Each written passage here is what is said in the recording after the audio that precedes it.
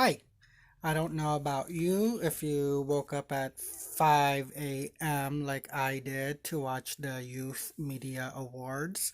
It's basically the Oscars of the children's book world.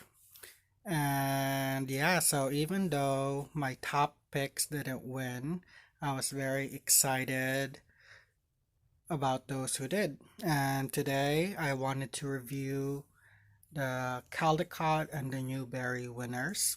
And for the Caldecott, the winner was The Undefeated by Kwame Alexander and illustrations by Kadir Nelson. And you can tell from the cover why it won. It's a great love letter to America and to African Americans, their history, and what's great about it, it's also a historical look into what they had to endure and problems that the nation still has to face. And the text is very moving and it uses some excerpts from some of the people mentioned in the book. And my favorite page in the picture book is actually this blank page, which is very powerful in context to the poem. And then at the back of the book, there's some biographical information on the people that were mentioned and some notes on the historical context it talked about.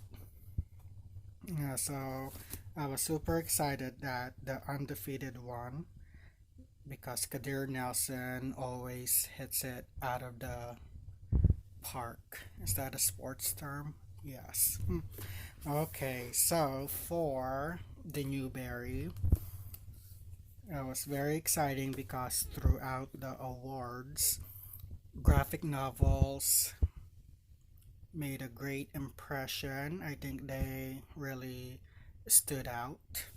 And the winner was New Kid by Jerry Craft. And for the longest time, I didn't want to read this book, but then everyone who's read it and told me about it they only had good things to say about it. And of course, when I finished it, it was like, why didn't I read it sooner? I love that it talked about, what do you call it? Those unconscious racist thoughts or biases that we may have. I forgot the term since this is live and it's early and I haven't really slept.